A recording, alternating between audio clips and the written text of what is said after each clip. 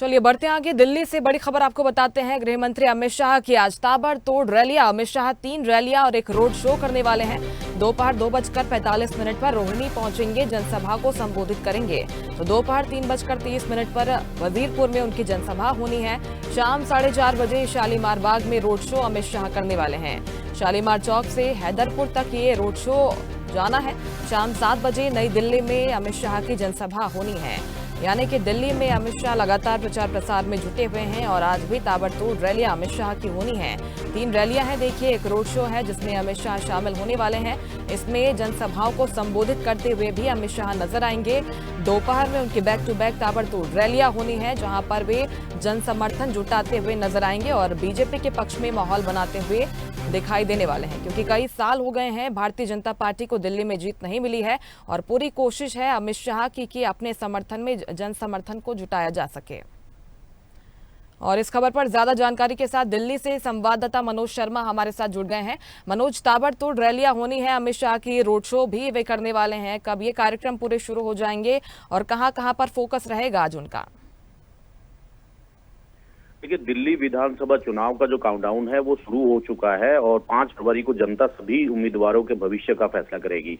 आपने 2 दिन पहली बात है, पड़पड़गंज सीट से बीजेपी उम्मीदवार नरेंद्र सिंह नेगी के प्रधानमंत्री ने पैर छुए थे। तो एक बड़ा संदेश देश की जनता को बीजेपी देना चाहती है और इसी के सिलसिले में आज देश के गृह मंत्री अमित शाह अपनी रैली करेंगे। 3 बड़ी रैलियां उनकी होंगी और उसके बाद एक रोड शो भी किया जाएगा। दोपहर 2:45 बजे से रैली शुरू होंगी और रोहिणी, वजीरपुर, शालीमार बाग में रैलियां होनी है। उसके बाद शालीमार बाग से हैदरपुर चौक तक इनका एक रोड शो भी होना है। उसके बाद नई दिल्ली में ये जनसभा करेंगे और जितनी भी रैलियां अभी तक अमित शाह और प्रधानमंत्री की हुई है, बड़ी जबरदस्त हुई है। जनता उनको सुन रही है और भविष्य में जो उम्मीदवार का जो फैसला होगा 5 फरवरी को, वो देखने वाला होगा और क्या नतीजा 8 फरवरी को मिलता है, एक बड़ा देखने का विषय होगा। और दिल्ली की जनता जो है पूरी तरह से अपना मन बना चुकी है। दिल्ली की जनता पहले से फेमस भी है कि दिल्ली की जनता जो है अपने हिसाब से वोट करती है, किसी के बहकावे में नहीं आती है। तो इसी को देखते हुए 5 फरवरी का बड़ा इंतजार है और सभी